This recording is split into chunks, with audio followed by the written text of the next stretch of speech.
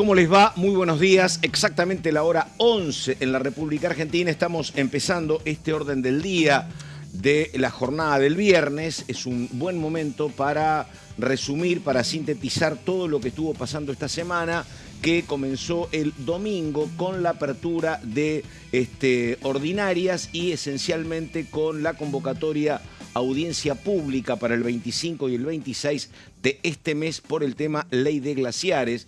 Así que estamos con estos temas y estamos con todo lo que está pasando con el tema judicial a partir de la asunción ayer del nuevo titular de la cartera, Juan Bautista Maíquez.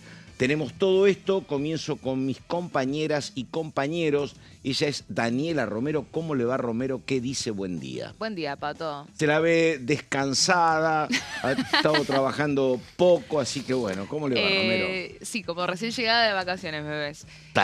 Parece como que la apertura de sesiones fue hace un montón. ¿Viste? Fue el domingo. Sí.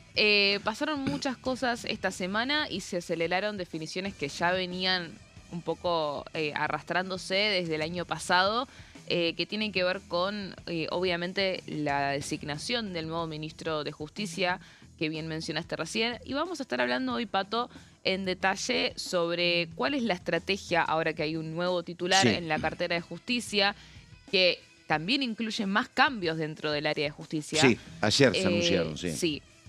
Todavía faltan los nombres igual, sí, ¿no? De un montón de organismos. Y se confirmó lo de el nuevo procurador del Tesoro, la ratificación del ex vice, todavía no, ¿no? No está confirmado oficialmente, pese a que desde anoche esa versión jugó muy fuerte por parte de un sector del oficialismo. Todavía no está confirmado oficialmente, me atrevería a decirte que igual es lo que va a suceder. Vamos a estar hablando en detalle también de eso. Porque bueno, fue un poco el tema de la semana, después de la apertura de sesiones. Pero tiene que ver mucho la estrategia judicial con el discurso de la Asamblea Legislativa, porque el presidente ya anticipó ese mismo día, primero por omisión en el discurso, que no habló de llenar las vacantes de la Corte Suprema como lo hizo el año pasado, y después en una entrevista posterior que dio, que pasó un poco desapercibida, en donde explica cuál va a ser la prioridad del gobierno. Ayer Maíquez también lo ratificaba en una entrevista televisiva, que es básicamente los cargos de jueces inferiores. Así que vamos a repasar un poco cuál va a ser esa estrategia y cómo se puede llevar adelante esa mayoría. Ayer hablaba con Caro Ramos, porque además en el medio está el famoso, el bendito Consejo de la Magistratura, que es muy trabajoso, está todo como muy mezclado, hay representantes de los abogados, representantes de la dirigencia política, hay representantes académicos, entonces a veces no es tan fácil que la mayor potencialidad política que tiene el oficialismo hoy se traslade automáticamente al Consejo de la Magistratura, pero bueno, después lo hablamos. Señor Gonzalo Solaberrieta, ¿cómo le va? Buenos días. Buenos días, Pato, para vos, para Dani. Vamos a hablar en un ratito de los detalles puntuales de cómo se va a desarrollar la audiencia pública que ayer quedó oficializada, recordemos, sobre el debate de la modificación para la ley de glaciares en el Congreso de la Nación, y que el epicentro lo tiene aquí diputados con las dos comisiones que se han reunido esta semana y que ha sido de suma importancia. Vamos con los títulos y comenzamos, dale.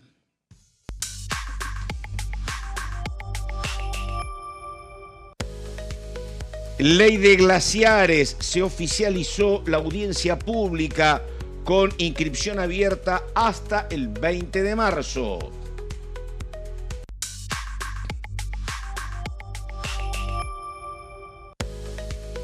Ley de modernización laboral fue reglamentada y promulgada por el gobierno bajo el número 27802 en el boletín oficial esta madrugada.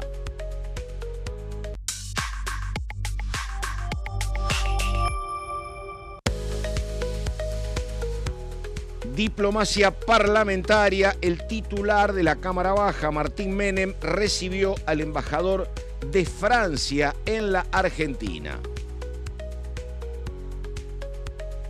Bueno, y comenzamos con el señor Solaberrieta. Ayer, la verdad que rápidamente, antes de empezar la reunión en comisión, se sabía que iba a haber convocatoria para audiencia pública Y por lo tanto me parece que eso descomprimió la situación.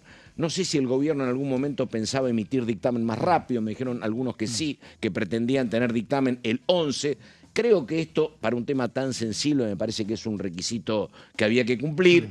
Así que bueno, habrá audiencia pública 25 y 26, diga Solabarrieta. A ver. Exactamente, Pato, vamos a repasar los puntos más importantes para conocer un poco de lo que se trata, si te parece un ratito, para Ampliamos. repasar justamente de qué se trata esta audiencia pública. Porque efectivamente tenemos antes el testimonio del diputado Brugue, hombre de la provincia de Córdoba, demócrata cristiano, que decía esto. A ver. La Constitución Nacional, en el artículo 41, habla específicamente de toda la temática ambiental, de la Ley General de Ambiente y establece mecanismos de participación. En consecuencia de ello se dictó una ley, que es la Ley de Presupuestos Mínimos Ambientales, que aplica para el tema de los glaciares y para el ecosistema, porque el glaciar no es solamente un pedazo de hielo, como se dice por ahí, sino que es un ecosistema que está integrado con un montón de otros aspectos que no solamente se vincula a la estrictamente provisión de agua, ¿no? Entonces, aplica el artículo 41, aplica la Ley General de Presupuestos Mínimos de Ambiente, que es una ley constitucional porque está reglamentando, y nosotros hemos aprobado hace poquito el famoso Tratado de Escazú, que es, digamos, también un compromiso para que todas las decisiones que se tomen, incluidas las legislativas, tengan un nivel de participación la ciudadanía en opinar sobre lo que se quiere tratar cuando son cuestiones ambientales. Y en este tema, que tiene muchos componentes técnicos y muchos componentes medioambientales, en donde es multidisciplinario, ¿no? Esto no es una cuestión de abogados solo o de geólogos solo, ¿no? O de mineros solos o ingenieros de minas solo, sino que también acá hay otras disciplinas que están de por medio. Es la oportunidad para que vengan los expertos, vengan las comunidades también, vengan aquellos que digan, bueno, nosotros vivimos cerca de un glaciar y gracias a ese glaciar tenemos estas posibilidades productivas, por ejemplo, ¿no? O sea, hay todo un combo de actividades y de disciplinas que en esta audiencia pública se pueden poner sobre la mesa y que a nosotros nos sirve para poder ilustrarnos y allí tomar la mejor decisión o mejorar el texto de la ley, ¿no? Bueno, ahí está el testimonio del diputado por la provincia de Córdoba, Solabarrieta. A ver, placas con el tema de la audiencia pública, diga, vamos. Bueno, ahora sí, Pato, vamos a pasar en limpio lo que ha sucedido esta semana en las comisiones que se reunieron, recordemos, tanto de asuntos constitucionales que preside Nicolás Mayoraz y la primera competencia, que es la de recursos naturales y conservación del ambiente humano, que, recordemos, convocaron, apenas comenzó la reunión, sin antes un debate, directamente la propuesta por parte del diputado Peluc, presidente de esta Comisión de Recursos Naturales, con la propuesta directamente del oficialismo de proponer una audiencia pública, en este caso para el miércoles 25 y el jueves 26 de marzo, recordemos, después de lo que ha sido este plenario de comisiones. En principio hay que remarcar esto, ¿no? Que ya se conocía la posibilidad de que haya una audiencia pública, directamente el oficialismo evitó todo un tránsito de debate que después de todas maneras se dio, pero en lo que podían ser las distintas propuestas lo propuso directamente el oficialismo, en lo que es básicamente blanquear parte del reglamento, y por eso se dio esta situación. Vamos a ir a la siguiente placa para repasar justamente de qué se trata. Esto es para que se haga un debate pleno sobre las modificaciones de la ley 26.639, que es la de presupuestos mínimos para la protección de los glaciares y del ambiente periglaciar.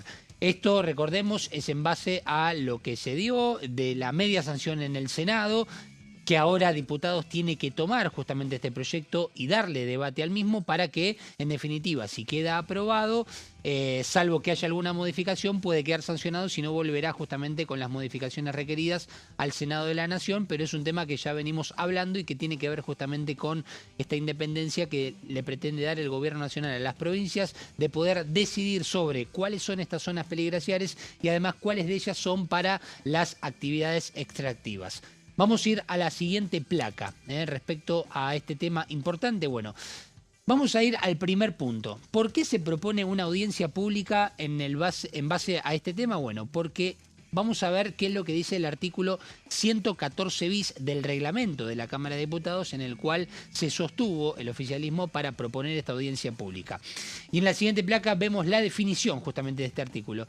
Las comisiones podrán realizar audiencias públicas y abrir foros y videochat de debates virtuales con la finalidad de conocer la opinión de la ciudadanía en general, personas jurídicas y de carácter público o privado y organizaciones de la comunidad sobre materias de su competencia, lo cual, al ser tan amplio esto, lógicamente generó un debate posterior a la propuesta del oficialismo, que es, bueno, nosotros lo que queremos, decían algunos diputados, entre ellos Maximiliano Ferraro, que era una de las voces cantantes, lo mismo Sabrina Selva por parte de Unión por la Patria, la propuesta que ellos por lo menos pretendían era que el Gobierno Nacional, además de hacer una audiencia pública, no solamente se haga una jornada aquí en la Ciudad Autónoma de Buenos Aires, sino que además aquellas provincias que se veían tal vez relacionadas plenamente con lo que podía ser la posibilidad de explotar todas estas zonas periglaciares para actividades extractivas, también que aquellas puedan llegar a tener alguna repercusión negativa con el medio ambiente, tengan la posibilidad de recibir a los diputados de estas comisiones y al mismo tiempo a las agrupaciones, a las comunidades que quieran justamente participar, porque esto se trata de que la sociedad pueda participar de este debate abierto.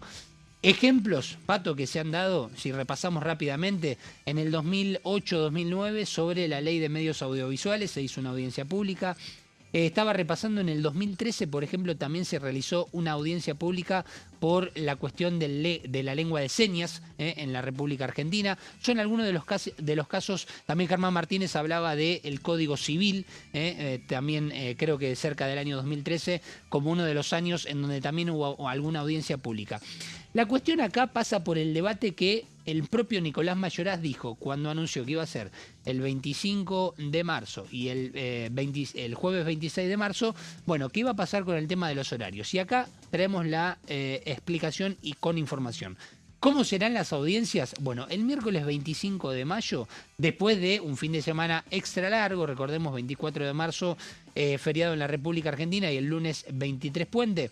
Bueno, la Cámara de Diputados rápidamente activa con la agenda porque va a haber exposiciones presenciales aquí en la Cámara de Diputados en la sala 2 del anexo C, lo cual va a generar una gran cantidad de personas que se van a hacer presentes porque, recordemos, habrá diputados que pertenezcan a las comisiones, algunos que posiblemente no estén en las mismas y quieran participar, pero también se va a dar la posibilidad de que con 5 minutos para cada expositor puedan participar personas de la sociedad civil, agrupaciones, entidades que estén relacionadas y vinculadas con el medio ambiente. Por eso veremos un clima de mucha gente que se va a hacer presente.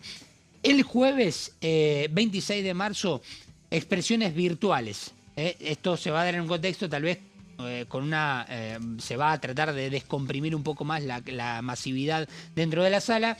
Y el horario de ambos días es de 10 a 19 horas. Dato importante, lo dijo Nicolás Mayoraz, puede ser que este horario ellos están abiertos a que se pueda extender.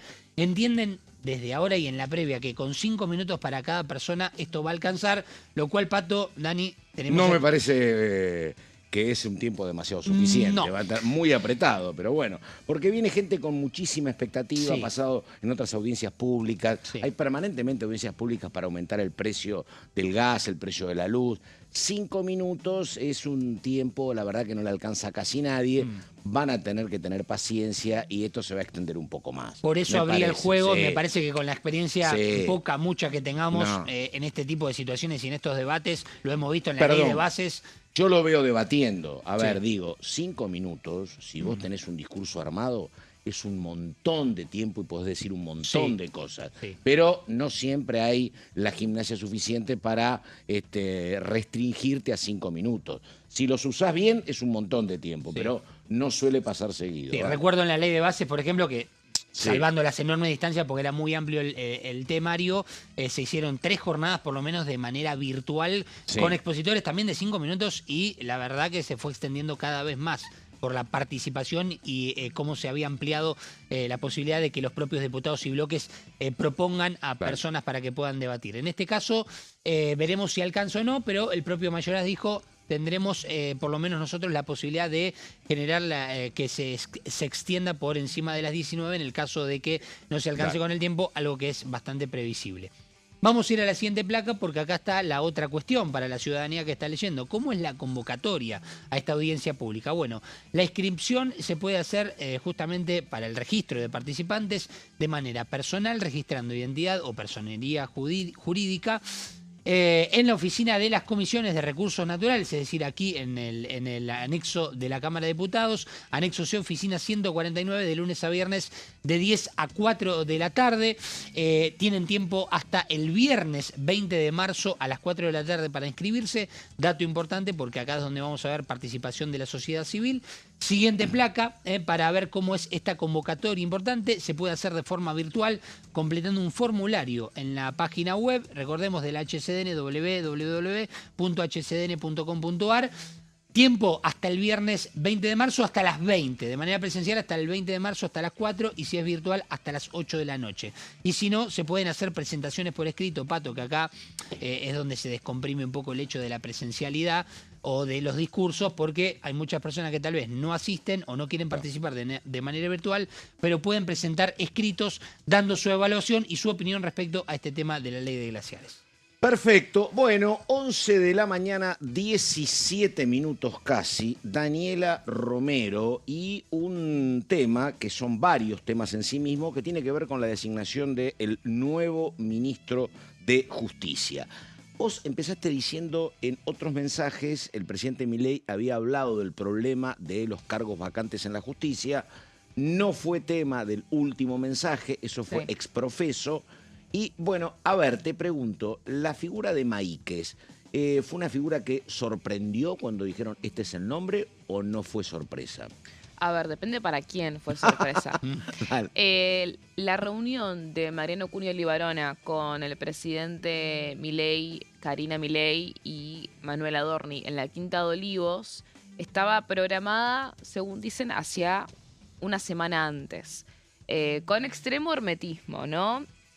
Fue bastante notorio por la reacción del ex secretario de Justicia, Sebastián Amerio, que estaba en plena reunión de comisión en el Consejo de la Magistratura cuando sale el anuncio, que fue algo que llevó cierta sorpresa, ¿no? Lo que dicen es que en realidad él sabía que iba a suceder, se había enterado la noche anterior, tampoco con tanta antelación. O sea, a lo que voy con esto es, fue claro que fue una decisión que se tomó con mucho hermetismo en las semanas anteriores, pero que es algo que se venía gestando y que se venía ya preparando hacia 4 meses atrás. Recordemos que Mariano Cunio Libarona había anticipado su renuncia como ministro de Justicia después de la victoria del gobierno en las elecciones, ¿no? En la victoria legislativa, y ahí es cuando dicen, bueno, pará, acabamos de ganar, no es momento de acelerar este tipo de cambios, y a pedido de los hermanos Milei se quedó Cunio Libarona, ¿no?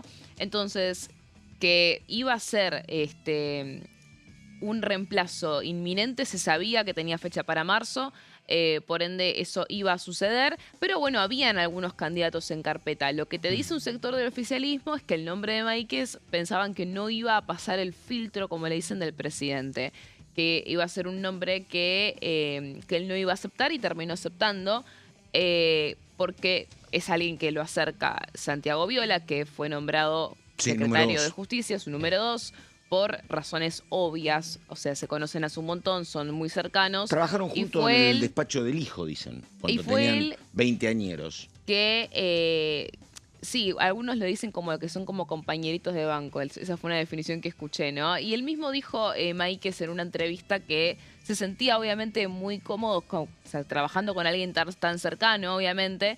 Pero fue Viola y por supuesto que también los primos Menem quienes acercaron el nombre de Máiquez, ¿no?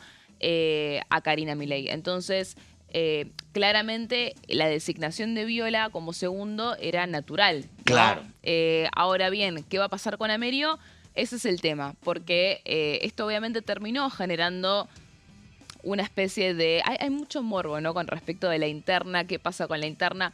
Generó obviamente malestar, eso fue palpable y hasta lo vas a ver, porque no es algo disimulable, digamos, de parte de este sector del oficialismo. buscan encontrarle un lugar a Amerio que sea parte dentro del gobierno. Lo que se empezó a pronunciar ayer muy fuerte fue la Procuración del Tesoro, que la Procuración del Tesoro tiene a su cargo a Castro Videla, que también es un hombre cercano al asesor Santiago Caputo. Es decir, que es un cambio de figuritas que no es que le compensaría a Santiago Caputo. Sí, obviamente Amerio es completamente distinto ser secretario de Justicia que ser procurador del Tesoro. Hago una pregunta, Romero Daniela. Digo, ¿hay interna? Porque yo creo que cuando hay interna es una pelea donde presumiblemente hay fortalezas equiparables, entonces a veces gana el A, a veces gana B, o gana Juan, o gana Pedro, hay una competencia. Acá, por lo que uno ve, desde aquel momento en que hablaban de que decían que era un triángulo de hierro, el rol de la presidencia con el presidente, con Karina Milei y con Caputo, uno tiene demasiados resultados contundentes que demuestran que no hay tal interna. Conformación de las listas para septiembre y octubre, sin espacio para la Fuerza del Cielo, que es el primer dato de que cómo estaba la balanza inclinada. Después, Adorni, un hombre muy cercano a la Secretaria General de la Presidencia, jefe de gabinete. Y ahora, Viola y Maíquez. Digo, no es que el otro sector de vez en cuando gana algo. Me parece que está como muy desbalanceada la cuestión. Yo creo que acá hay dos cuestiones. Primero y principal, lo que te van a decir dentro del gobierno es si hay un triángulo de hierro, es un triángulo invertido. Claro. Porque bueno, o sea, no es lo mismo, obviamente, ser la hermana del presidente que ser totalmente, un asesor por más influyente que pueda ser, ¿no? Pero más allá de eso, pensémonos en términos de, como decís vos, de poder. Sí. Cuando empieza el gobierno, en realidad, habían como roles más designados. Vamos a ir al ejemplo de Justicia, que es muy claro. Mariano Cunio Libarona es ministro que es de Karina Milei. Sí, por eso. Sebastián Amerio de Caputo. Entonces ahí había una intención inicial de que se coordinen entre ambas fuerzas. Ahora bien, ¿qué pasa? Cuando eso no termina fluyendo como se esperaba, empieza a haber una consolidación más todo me lo seguís contando vamos un minuto, porque en un minuto vienen todos los detalles, los datos, imágenes de Maíquez, imágenes también del encuentro entre Martín Menem y el embajador de Francia. Ahora 11:23, esto es Orden del Día, ya seguimos.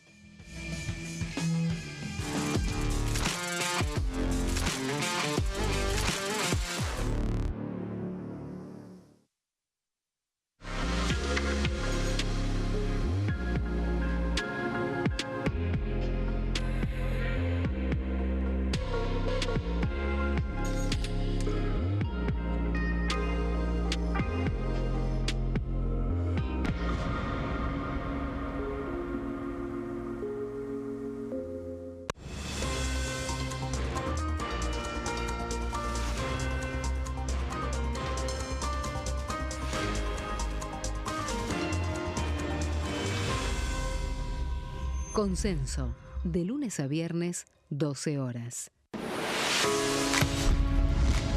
¿Cómo funciona el Congreso? Cuando un proyecto de ley ingresa a la Cámara de Diputados, ya sea presentado por un legislador, enviado por el Poder Ejecutivo o producto de una iniciativa popular, se trata primero en el ámbito de las comisiones. Las comisiones son el espacio de análisis y debate sobre los proyectos conformadas por legisladores de distintos bloques. Hay 46 comisiones permanentes que son centrales en la discusión parlamentaria, como Presupuesto y Hacienda, Asuntos Constitucionales o Legislación General. Existen también 32 comisiones especiales que tratan temas específicos. En su mayoría son bicamerales, es decir, que están compuestas por diputados y senadores, como la bicameral de trámite legislativo, encargada de analizar los decretos del Poder Ejecutivo. Para que un proyecto sea tratado en el recinto, debe contar con el apoyo de la mayoría de los integrantes de las comisiones a las que haya sido girado. Al finalizar una reunión de comisión, se dictamina sobre la pertinencia de tratar el proyecto en el recinto. El dictamen puede plantear la aprobación del proyecto o su rechazo.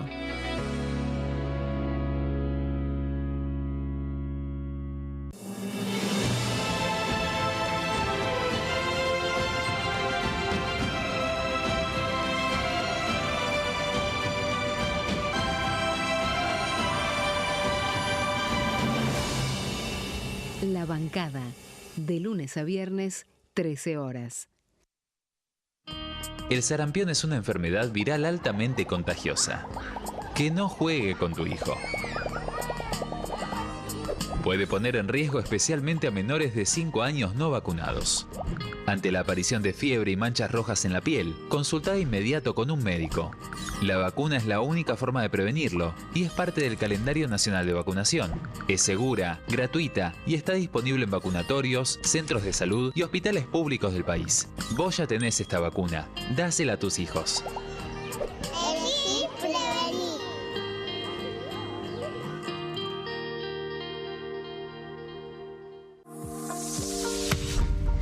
¿Qué función cumple el Congreso? El Congreso ejerce su función legislativa a partir de la deliberación y sanción de leyes que busquen el bien común de todos los habitantes. Durante 2024 se sancionaron 44 normas de enorme trascendencia, como la Ley Bases y Puntos de Partida para la Libertad de los Argentinos, la Ley de Medidas Fiscales Paliativas y Relevantes y la Boleta Única de Papel. La Constitución Nacional determina las atribuciones del Congreso, las cuestiones sobre las cuales puede y debe legislar, así como sus limitaciones. También establece la relación entre los distintos poderes, que es fundamental para equilibrar el sistema republicano. Además de legislar, el Congreso tiene la función de ejercer el control del Poder Ejecutivo. Entre otras atribuciones, ese control incluye el pedido de informes, las interpelaciones, la actuación de la Auditoría General de la Nación, dependiente del Congreso, la posibilidad de solicitar juicio político y la aprobación de las cuentas de inversión. Desde la reforma constitucional de 1994, el jefe de gabinete de ministros tiene la obligación de concurrir periódicamente al Congreso para informar acerca de la marcha del gobierno. Este informe se realiza alternadamente en cada Cámara del Congreso.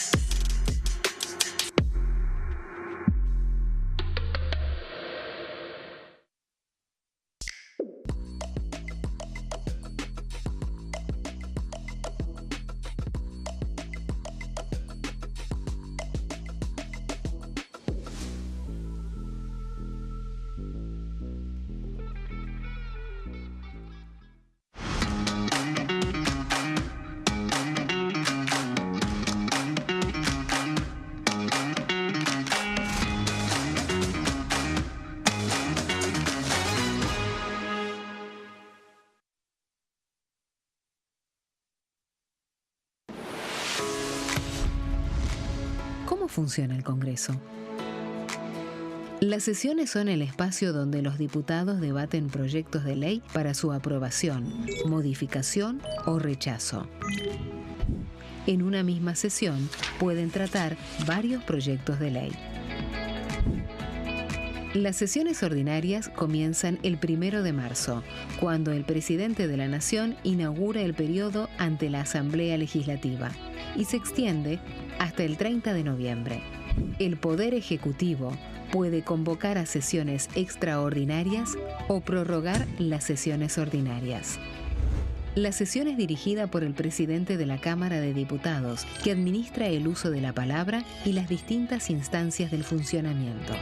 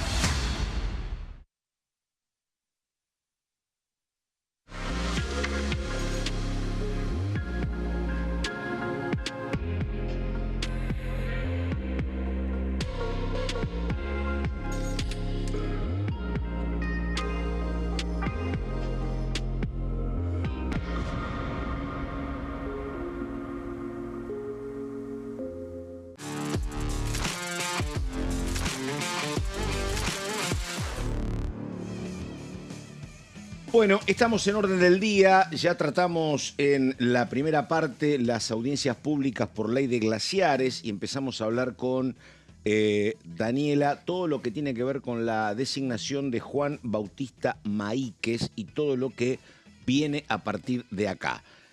Digamos. Sí, estábamos Romero, un poco hablando Sí. sobre la ampliación de las fuerzas dentro de lo que en su momento el presidente llamó el Triángulo de Sí, Hierro. exactamente, que vos dijiste, hablaste de triángulo invertido. Yo hablé Sí. de Triángulo Invertido, Sí.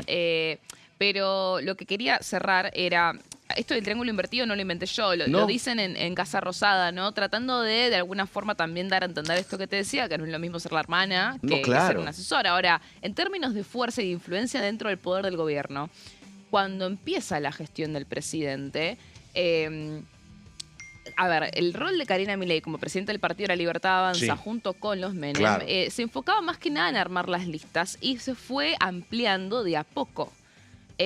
Amplió también teniendo obviamente acá los ministros, muchos de los ministros, como te decía, Mariano Cunha Libarona, Sandra Petovelo, son con el aval de Karina Milei, pero además después terminó ampliando Ministerio del Interior, Jefatura de Gabinete, ahora el Ministerio de Justicia, que es algo que empezó Expandir a pasar... sus áreas de poder. decís. Exactamente, Sí. que empezó a pasar cuando claramente su estrategia política electoral fue completamente validada por Claro, las elecciones totalmente. de octubre. Entonces, un poco la filosofía de ellos es, nosotros nos enfocamos en una cosa, lo hacemos bien Sí. y cuando lo hacemos bien, expandimos. Del otro lado, el asesor de Santiago Caputo ingresó al gobierno ya copando Claro, muchas áreas totalmente. juntas. Y de hecho, si vamos a hablar de cómo queda la Sí. dinámica hoy, sigue teniendo áreas de influencia Muchas, claro. muy importantes como la Secretaría de Inteligencia, como el ARCA. Claro. Y también tiene lugares fuertes en el Ministerio de Economía, en la Secretaría de Transporte. O sea, no es para nada una persona que tiene... Desempoderada completamente. Desempoderada, Está. exactamente. Pero claramente, bueno, la batalla Sí. por justicia es la Claro. primera vez rompe el hielo con sacarle, entre comillas, el Sí. control de un área que ya tenía, porque hasta ahora se había mantenido con lo que pudo contener desde el primer día. Dani, tenemos, y ya seguimos con el tema, porque tenemos imágenes justamente de la asunción ayer de Juan Bautista Maíquez, que recordamos. ¿Tenés audio también? Dale vos entonces, a ver. A continuación, el señor presidente de la Nación tomará juramento al señor ministro de Justicia, doctor Juan Bautista Maíquez.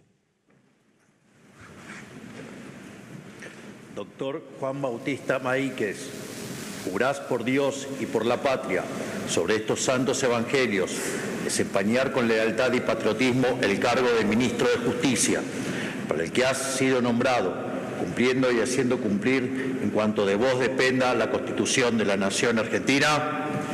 Sí, juro. Si así no lo hicieres, Dios y la patria os lo demande.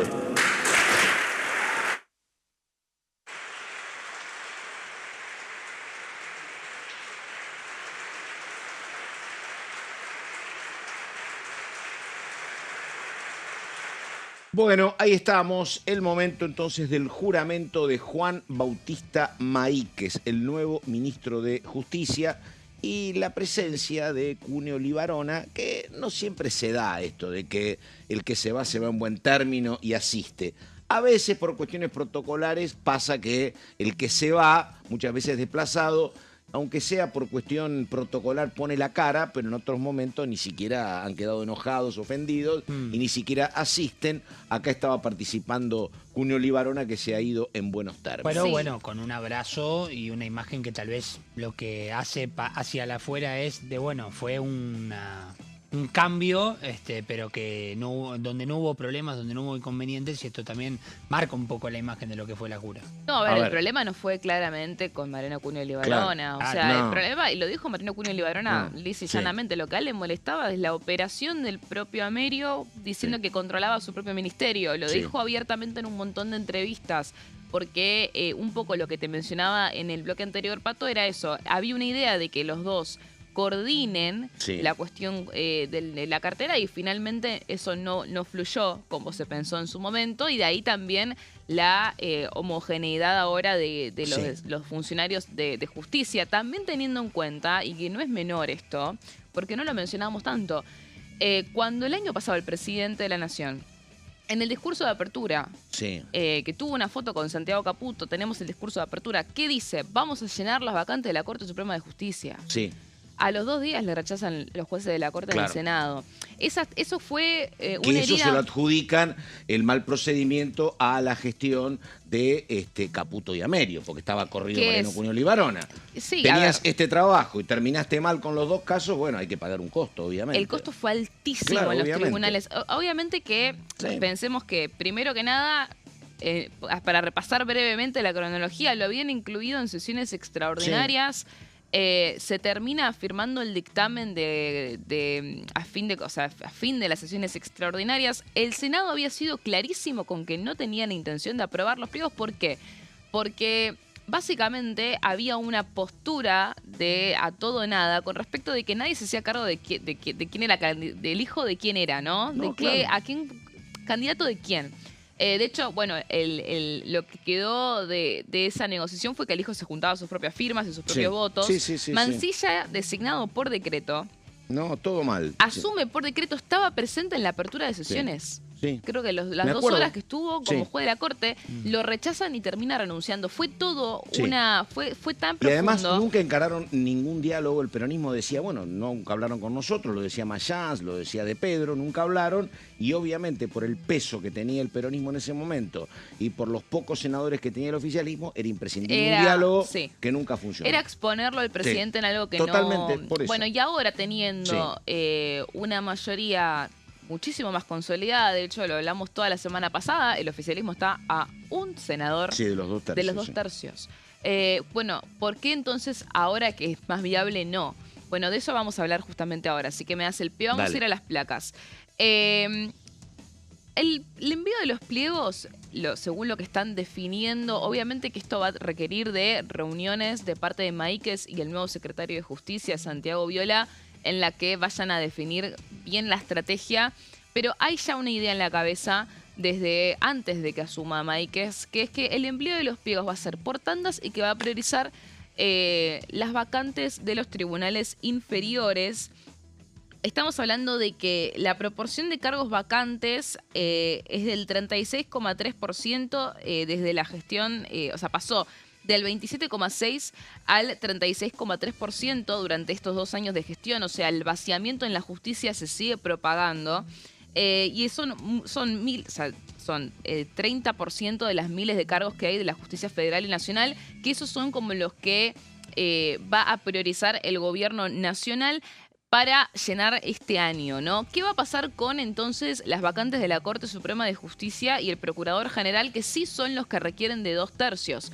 Bueno, se piensa en tratar este tema, Pato, recién en una eventual reelección del presidente Javier Milei, es decir, a partir del 2028. Y acá es donde el tema de las mayorías es clave, porque lo dijo el propio Milei. Perdóname, hablando Sí. de eso, es la segunda vez que aparece algo, porque ayer leía un anticipo de una nota que le hace La Nación Más a Milei, que se va a publicar el domingo, donde Milei, para mí es la primera vez que habla diciendo que en el 2031 se va a la casa y no quiere saber más nada con la política. 2031, obviamente, no es primer mandato, ahí engancha con el 2028. Sí, no, a ver, Sí. la idea de la reelección de Milei es clarísima. Sí, pero yo no lo había visto públicamente, lo había escuchado. No, pero sí, en el anticipo con La Nación Más habla del 2031. Sí. Sí. Hay que ver si el presidente va a poder hacer eso, ¿no? Qué sé yo. Sí, a ver, el contexto político-económico de la Argentina en el 2031 es demasiado lejano como para saberlo, pero como líder, Milei es alguien que yo me atrevo a decir que en la Libertad Avanza es imprescindible. No, claro, Entonces obviamente. hay que ver si va a estar en condiciones de poder bajar la persiana políticamente, ¿no? Del todo. Pero bueno. Y tercera reelección no tiene. No, ahora, eso no, por pero bueno, Sí, no, claro. la influencia coincido de- con vos, sí. La influencia de él dentro del esquema, pero bueno, muy lejos Sí, dale, todavía. dale. Sí. Pero sí se piensa, lo que te digo, llenarla... A ver, ¿por qué no se va a priorizar la Corte Suprema de Justicia? Hablando con un libertario, me gustó el ejemplo que me dio. Me A dice, ver. bueno, pero Trump metió a jueces de la Corte y le sacaron el fallo en contra de los aranceles igual. Sí, claro. Esa es como un poco la lógica. También hay un sentido de pensar de que los jueces inferiores son los que realmente te determinan las sentencias. Por ende, son los más importantes. Bueno, hay lecturas que se pueden hacer de esto. Yo me atrevo a decir que tiene que ver más que ver con la mayoría que puede llegar a conseguir y la necesidad de querer o no querer negociar. Porque lo dijo Milei en esta entrevista que dio después del discurso. Yo no quiero negociar ni con una persona con la que no puede negociar cómo se saluda, dice. Es decir, ese senador que le falta, no lo quiere ir a conseguir a cuesta de todo. Ahora, te diría una cuestión absolutamente pragmática. ¿Para qué intentar cambios en la Corte si así esta Corte de 3 no te ha generado problemas? Claro, exactamente. Claro. Pero bueno, y es una discusión que no es fácil. Los problemas los tienen, Sí. problemas graves, como dijo Rosati, porque se les complica tomarse vacaciones, pero después de eso no hay. Y que el propio Máiquez destacó que pese a que no está completa la composición de la Corte Suprema con 5 jueces, esta composición con 3, él señaló y destacó que ha sido récord en cuanto, o por lo menos ha tenido un gran registro en cuanto a los juicios que ha sacado adelante, ¿no? Con las disposiciones, los fallos que ha hecho. sacado adelante, claro.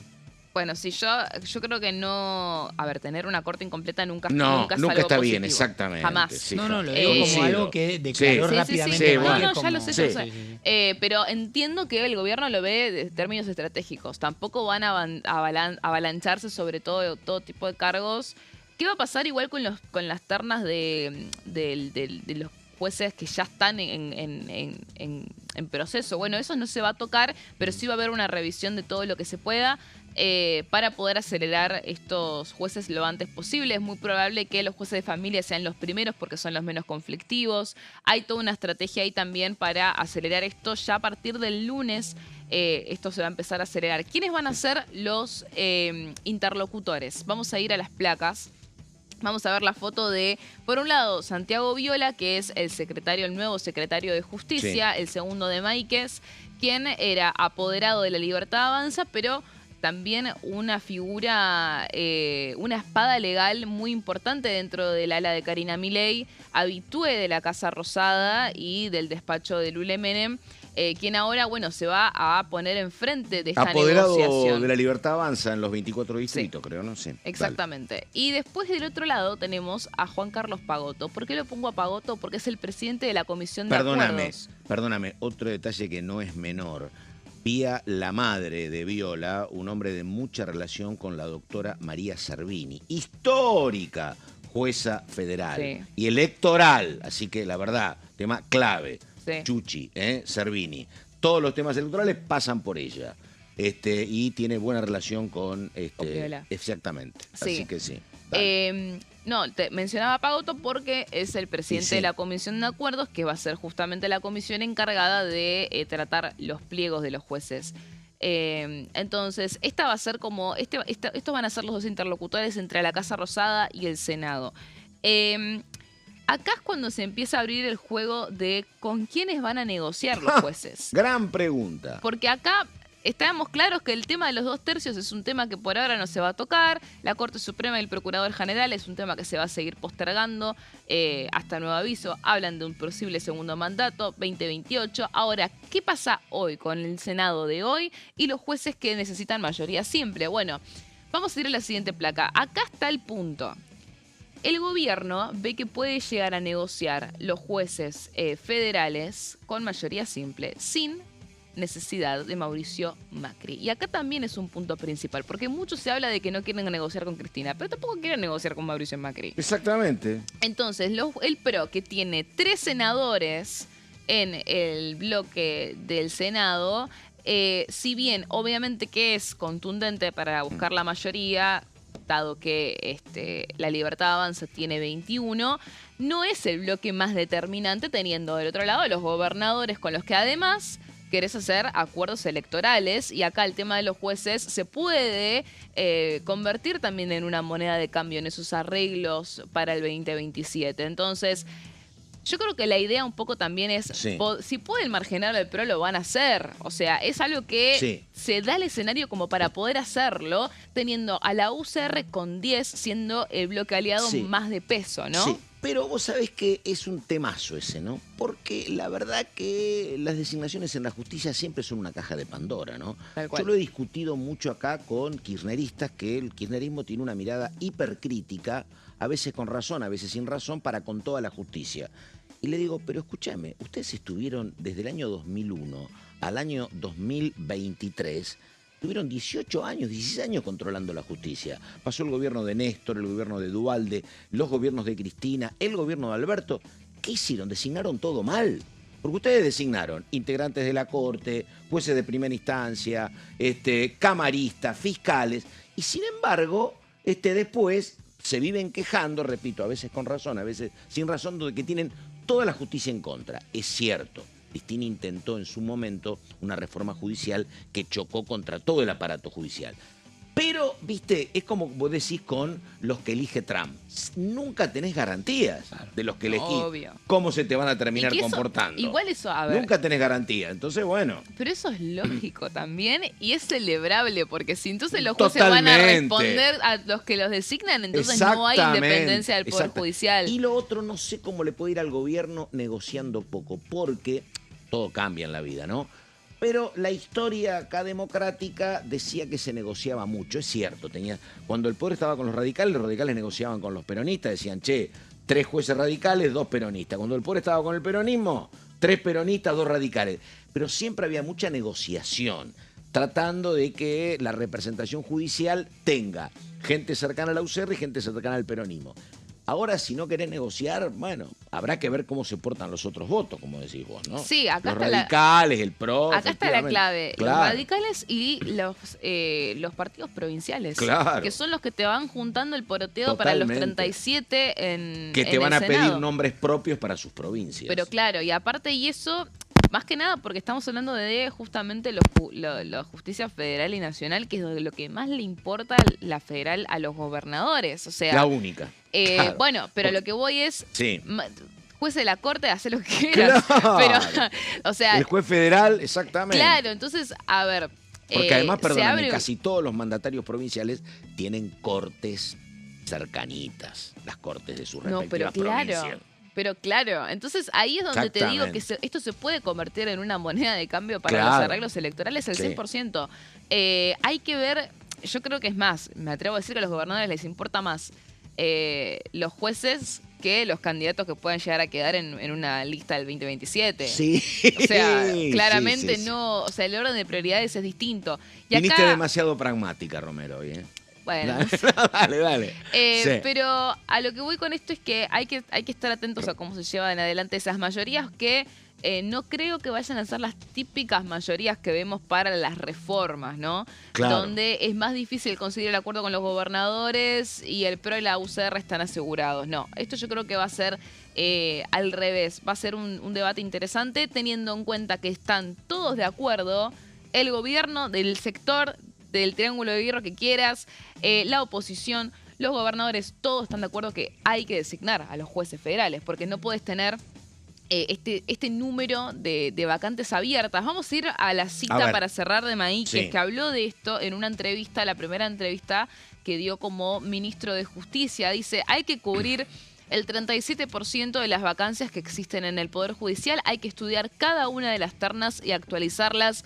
Ya di la instrucción para que empecemos a hacerlo el lunes, por este próximo lunes, así que se va a empezar a acelerar ya inmediatamente mientras todavía se siguen ordenando los organismos dentro del Ministerio de Justicia, porque obviamente que la llegada de Maíquez implica también la llegada de un equipo consigo mismo y desplazamientos dentro de organismos clave como la Oficina de Anticorrupción o la IGJ, así que bueno, va a haber primero un asentamiento de este nuevo titular de la cartera judicial y ya el lunes empezarán con las actualizaciones y las revisiones de estas candidaturas que buscan acelerar lo más pronto posible. En conjunto con lo que recordemos que dijo el presidente en el discurso. ¿Qué dijo? Te habló de una reforma judicial, además del tema de las vacantes, ¿no? El tema de las vacantes, bueno, no lo menciono, pero además de eso, el presidente sí mencionó avanzar otra vez con la cuestión del juicio por jurados. Sí. Así que atentos también a la agenda judicial en ese sentido en este año 2026. Pero bueno, el lunes entonces empezarán con esta revisión, Paco. ¿Sabés qué me interesa a mí? Creo que va a ser como muy, no sé si apasionante, pero hay que mirarlo en detalle.